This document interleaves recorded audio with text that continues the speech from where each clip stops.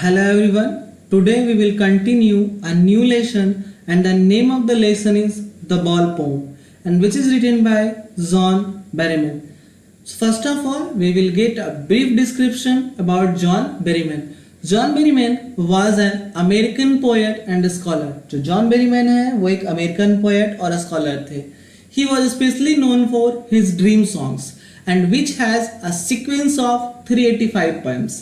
अब कह रहा है ना उनको बेसिकली जो है किस चीज के लिए जाना जाता है तो ड्रीम सॉन्ग्स के लिए जाना जाता है जिसमें लगभग 385 पोएम्स का एक क्या है कलेक्शन है और जिसके लिए इनको क्या पुलित्जर प्राइज और द नेशनल बुक अवार्ड भी मिला है। इस लेसन में जो जॉन बेरीमैन है ना उन्होंने लाइफ के रियलिटी को टच किया है और हम लोगों को ये समझाया है कि अगर हम लोगों को कोई दुख मिलता है तो उससे सीख लेकर के हमें उसके खिलाफ स्टैंड लेना चाहिए, अपने आप को संभालना चाहिए। सो चलिए स्टार्ट करते हैं। A boy loses a ball, कह रहे हैं कि इस पोएम में क्या है, एक बच्चा है जिसका बॉल खो चुका है, खो देता है। ही इज वेरी अपसेट, और वो बहुत ही ज्यादा क्या है उदास है। A ball doesn't cost much nor is it difficult to buy another ball. आगे वो कहते हैं कि एक बॉल को खरीदना जो है ना बहुत ज्यादा, एक बॉल का जो कीमत है बहुत ज्यादा होता भी नहीं है और एक दूसरे बॉल को खरीदना जो है वो भी बहुत ज्यादा मुश्किल नहीं है। तो फिर वो जो बच्चा है वो अपसेट क्यों है? Read the poem to see what the poem thinks has been lost.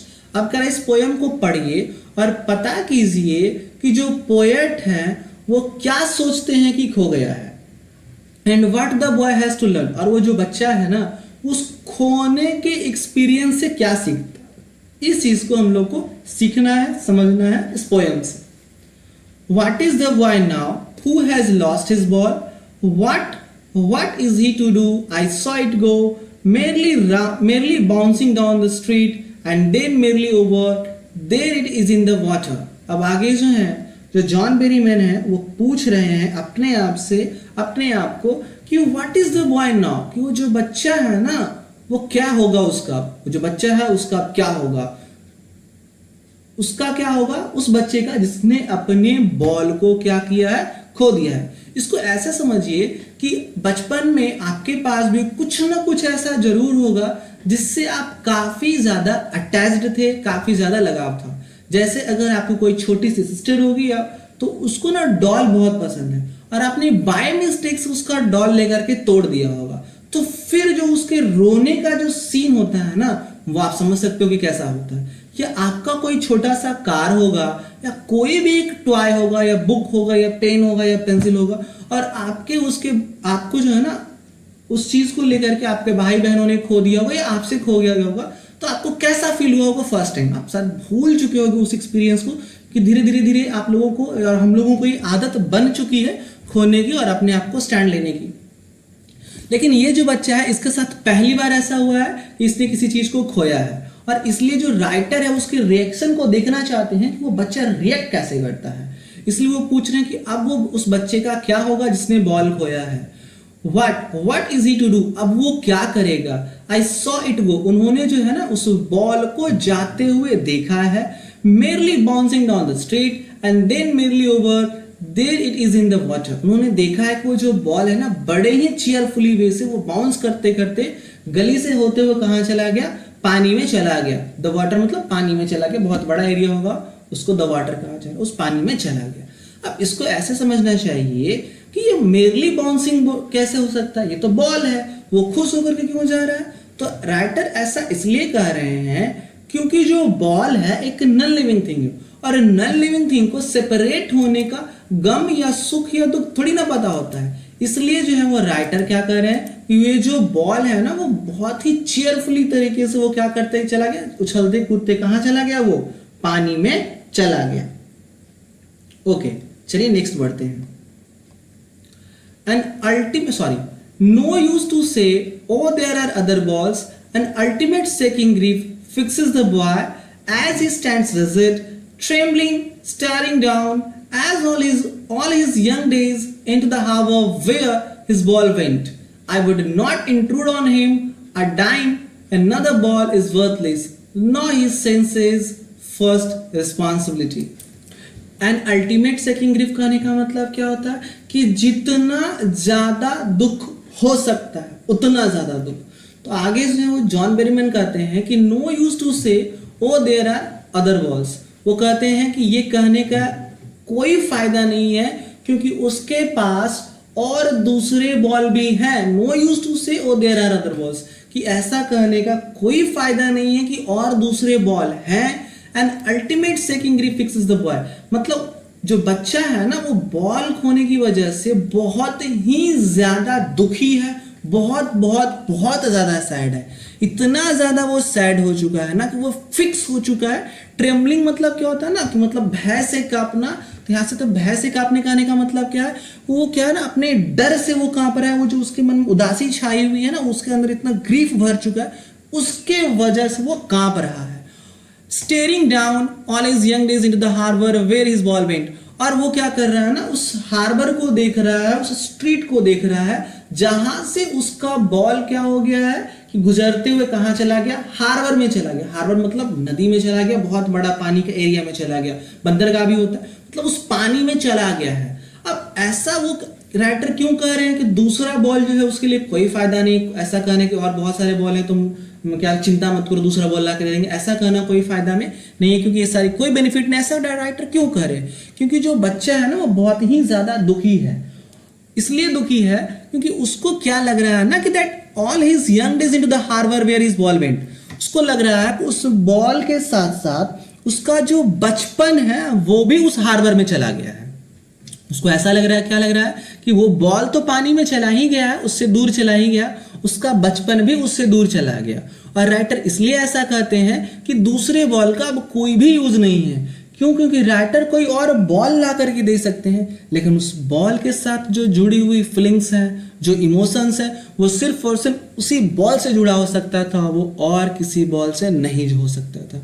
Suppose करो अगर आपको आपके मम्मी या पापा ने या किसी ने भी आपको एक बहुत सुंदर सा गिफ्ट दिया हो बचपन में, जब आप 5 या 3 या 4 साल के थे, और आपने उस गिफ्ट को अभी तक संभाल के रखा था, अभी तक संभाल के रखे हो, और सपोज दैट ऐसा कभी ना हो, भगवान ना करे ना हो, और नहीं होगा क्योंकि मैं आप लोगों का बुरा क्यों चाहूंगा, और ऐसे भी मैं क्यों चाहूंगा, तो कभी नहीं होगा। बट सपोज करो अगर वो आपका गिफ्ट जो है ना किसी भी वजह से वो टूट जाए, फूट जाए, कुछ भी अगर वो हो जाए या खो जाए, और आपके पेरेंट्स बोले कि हम ना सेम टू सेम तुमको ला करके दे देंगे, तो क्या वो उसका एक बेटर रिप्लेसमेंट हो पाएगा?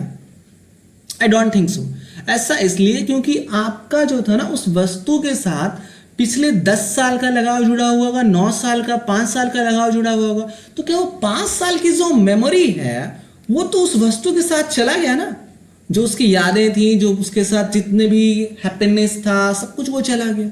इसलिए राइटर ऐसा कह रहे हैं कि उसको दूसरे बॉल देने का कोई फायदा नहीं था, कोई बेनिफिट नहीं था, क्योंकि वो बहुत दुखी था, क्योंकि उसको ऐसा लग रहा था कि उसके बॉल के साथ साथ उसकी जो मेमोरीज हैं, जो उसके चाइल्डहुड के जो मेमोरीज हैं, वो भी क्या चले गए, हार्बर में ही चले गए। I would not intrude on him, a dime another ball is worthless. आगे जो है वो राइटर क्या कहते हैं, I would not intrude on him, कि वो ना बहुत ज्यादा फोर्स नहीं कर सकते हैं उस बच्चे को, ये नहीं कह सकते हैं कि अ डाइम ले लो। अ डाइम कहने का, dime is just a currency, से हमारे यहाँ क्या होता है ना, पैसा करेंसी होता है, उसी तरह से जो है डाइम जो है वो एक क्या है, करेंसी है, कहाँ, यूएस की, और एक डाइम बराबर जो है वो 10 सेंट्स होता है। और जैसे हमारे यहाँ बहुत सारे पैसे को मिला करके रुपया बनता है, उसी तरह वहाँ बहुत सारे सेंट्स को मिला करके क्या बनता है, डाइम बनता है। तो वही जो है वो राइटर क्या कहते हैं कि अगर वो उसको एक डाइम देना चाहे तो वो भी क्या होगा, बेकार होगा, वर्थलेस है, महत्वहीन है। क्यों महत्वहीन है? क्योंकि वो एक न्यू वस्तु ला करके दे सकते हैं, लेकिन वो जो सेंस ऑफ बिलोंगिंग था ना, वो जो अपनेपन का जो क्या सेटिस्फैक्शन था ना, जो अपनेपन का जो फीलिंग था, अपनेपन का जो इमोशन था, वो ला करके वो नहीं दे सकते हैं। और इसलिए राइटर ऐसा कहते हैं कि एक डाइम जो है उस बॉल के लिए क्या है, महत्वहीन है, तुच्छ है। Now he senses first responsibility. अब आगे जो है वो राइटर कहते हैं कि उसको जो है ना वो अपने रिस्पॉन्सिबिलिटी का जो क्या कहते हैं उसको अनुभव हो रहा है, हो सके मतलब अनुभव होता है कि अब समय आ गया है कि उस बच्चे को अपने जिम्मेदारियों का एहसास हो। कौन सी जिम्मेदारियों का एहसास हो जाए? कि वस्तुओं को रखते कैसे हैं। अगर वो उस बॉल का केयर करता तो शायद वो बॉल पानी में नहीं जाता और ना ही उसको इस बात का दुख होता। तो इस रिस्पॉन्सिबिलिटी की बात कर रहे हैं कि नो ही सेंसेस फर्स्ट रिस्पॉन्सिबिलिटी, कि अब जो है उसको पहली जो जिम्मेदारी है वो समझ में आ रही है। In a world of position, अब कहाँ उसको ये सेंस ऑफ रिस्पॉन्सिबिलिटी समझ में आ रही है? In a world of positions. In a world of positions कहने का मतलब क्या हुआ कि चीजें, जैसे उसके पास अभी क्या था, बॉल था, कल को और भी बहुत सारे चीजें होंगी, बैग्स होगा, टॉयज होगा, और भी बहुत कुछ भी हो सकता है, जूता हो सकता है, कुछ भी हो सकता है। तो वही वो कह रहे हैं कि इस जो वर्ल्ड ऑफ पोजीशंस है वहां पे बच्चे को जो है ना, अब जो है वो रिस्पॉन्सिबिलिटी की जो समझ है वो अब क्या हो चुकी है, आ चुके हैं। आगे वो क्या कहते हैं कि that where the line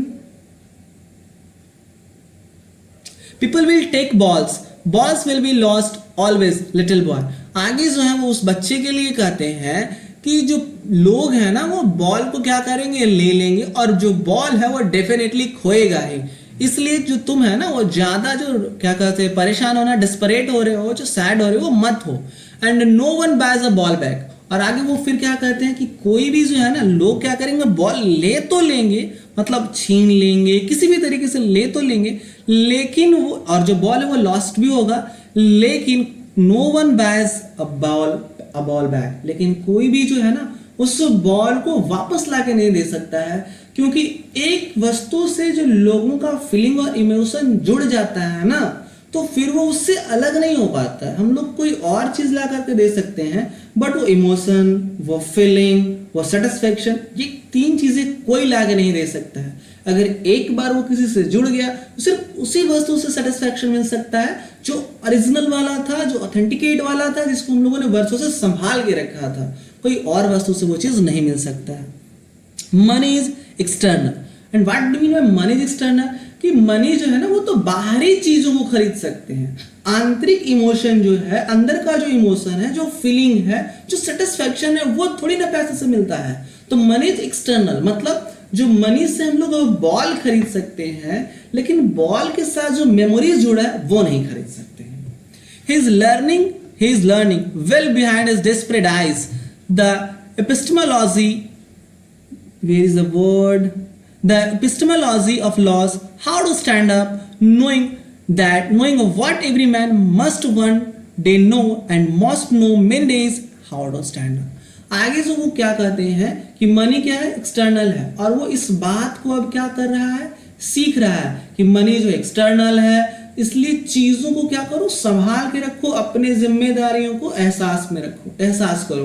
he is learning well behind his desperate eyes. Desperate eyes मतलब जो वो बहुत ज्यादा उदास है ना, इस उदासी भरे आंखों के पीछे जो उसका मन है, जो उसका दिमाग है, उसमें वो इन सारी चीजों को सीख रहा है।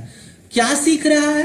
The epistemology of laws. Epistemology मतलब ज्ञान होता है, तो उस ज्ञान को सीख रहा है कि जो खोने का जो गम होता है, खोने का जो दुख होता है, उस चीज को सीख रहा है। और वो ये भी सीख रहा है कि अगर कोई चीज खो जाए तो कैसे हमें स्टैंड अप लेना चाहिए, कैसे उसको जो उसी से वो बाहर निकलना है।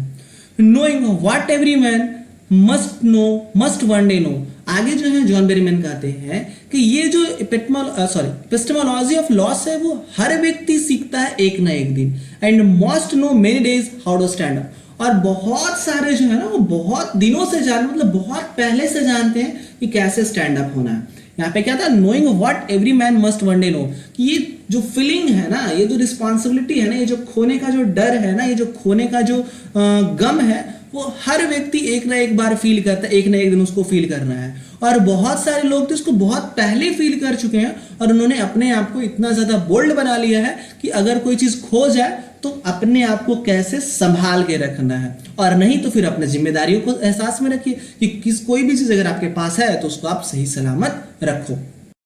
Now we will cover the literary devices in this poem. So first of all alliteration. And what is alliteration? जब कोई भी कॉन्सोनेंट साउंड स्टार्टिंग में रिपीट होता है तो हम लोग उसको क्या कहते हैं, अलिट्रेशन कहते हैं। जैसे हम लोग देख सकते हैं बाइस, बॉल, बैक, तो यहाँ पे जो बी साउंड है वो क्या हो रहा है, रिपीट हो रहा है। इन द सेम वे यहाँ पे मैन और मस्क, तो जो एम साउंड है वो भी क्या हो रहा है, रिपीट हो रहा है, और हमारा जो एम है वो भी क्या है, स्टार्टिंग में है। तो ये दोनों हमारा क्या हो जाएगा, एलिट्रेशन हो जाएगा। और यहाँ पे जो बाइस, बॉल और बैक है ये भी हमारा क्या हो जाएगा, एलिट्रेशन। नाउ जो हमारा नेक्स्ट लिटरेरी डिवाइस है वो क्या है, एनाफोरा। और एनाफोरा क्या होता है, रिपीटेड वर्ड इन 2 और मोर लाइन्स, कि अगर कोई वर्ड है वो बार बार जो है एक या एक से दो या दो से ज्यादा लाइन में रिपीट होता है तो उसको हम लोग क्या कहते हैं, एनाफोरा कहते हैं। जैसे हमारा जो वाट है वो क्या हुआ है, रिपीट हुआ है, तो हमारा क्या हो जाएगा, एनाफोरा हो जाएगा। इन द सेम वे यहाँ पे हम लोग देखेंगे तो जो मेयरली है वो भी क्या हुआ है, रिपीट हुआ है, तो ये भी हमारे लिए क्या हो जाएगा, एनाफोरा हो जाएगा। Now the next literary device is what, repetition. Repetition क्या होता है कि अगर सेम वर्ड जो है किसी लाइन में रिपीट हो रहा है तो उसको हम लोग क्या कहते हैं, रिपीटेशन कहते हैं। जैसे यहाँ पे जो व्हाट है और व्हाट है ये 2 बार क्या हुआ है, रिपीट हुआ है। In the same way balls और बॉल्स भी क्या हुआ है, रिपीट हुआ है। तो ये जो हमारे 4 वर्ड्स हैं वो क्या हो जाएंगे, रिपीटेशन के एग्जाम्पल हो जाएंगे। Now our last literary device is what,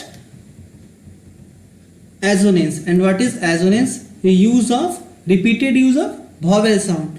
So जो कि हम लोग यहाँ पे देख सकते हैं कि हमारा जो assonance है वो कौन कौन है, let me show you. Okay, here O sound is repeating, O sound is repeating, O sound and also is O sound. So these words will be what, assonance. So assonance क्या होता है, अगर कोई वॉवेल साउंड है अगर वो repeat हो रहा है तो हमारा क्या होता है, assonance होता है। यहाँ पे who, now, sorry boy, now, who, lost, ये हमारा क्या हो जाएगा, assonance हो जाएगा। Now you have a question that why I have not discussed about the rhyming scheme, because this is a free verse poem, there is no rhyming scheme in this poem. So I hope you have understood this lesson very well. इस lesson में हम लोगों को ये समझाया गया कि ये जो वर्ल्ड है वो वर्ल्ड ऑफ पोजेशंस है, जहाँ पे हम लोगों को जो है ना बहुत सारी चीजों से लगाव हो सकता है। बॉल से हो सकता है, बिल्डिंग से हो सकता है, प्रॉपर्टी से हो सकता है, जूते से हो सकता है, टाई से, किसी भी चीज से लगाव हो सकता है। और इन सारे चीजें को से हम लोगों को क्या होता है, किसी न किसी दिन जो है वो सेपरेट होना पड़ता है। और इसलिए जो हम, जैसे यहाँ पे देखो लिखा हुआ भी है ना, balls will be lost always. तो यहाँ पे जो बॉल्स और balls will be lost always है, इसका बेसिकली कहने का मतलब सिर्फ एक बॉल से नहीं है, मतलब दुनिया में जितनी भी पोजीशन की चीजें हैं वो सबको रेफर कर रहा था। और and no one buys a ball back, वो सारी चीजें क्या होंगी, एक दिन लॉस्ट होंगी, मतलब समाप्त हो जाएंगी, सेपरेट हो जाएंगी, लेकिन कोई भी इसको बाहर नहीं, मतलब कोई भी हम लोग को ये वापस लाके नहीं दे सकता है। तो हम लोग को इसमें ये सिखाया गया कि जो मनी है वो एक्सटर्नल है, और जो हमारा किसी भी चीज के साथ जो फीलिंग है, जो इमोशन है, जो सेटिस्फेक्शन है, जो मेमोरीज है, वो कोई भी वापस लाके नहीं दे सकता है। और हम लोगों को जो लॉस्ट का जो क्या कहते हैं सेंस है, जो समझ है कि उससे कैसे बाहर आना है, उसको सीखना चाहिए। और ये जो गुण होता है ना, ये जो क्या एक्सपीरियंस होता है, ये जो फीचर होता है अपने आप को संभालने का, कि कैसे जो हमें उसके अगेंस्ट में रहना है, उस डिस्परेशन से कैसे बाहर निकलना, उस सैडनेस से कैसे बाहर निकलना है, वो सारी चीजें हम लोग धीरे धीरे सीखते हैं। कुछ लोग जो है वो सीख चुके होते हैं, बहुत दिनों बहुत पहले सीख लेते हैं, और कुछ लोग जो है इसको धीरे धीरे सीखते हैं। So I hope you have understood the lesson very well. So thank you and have a nice day. Stay safe, stay healthy, stay happy.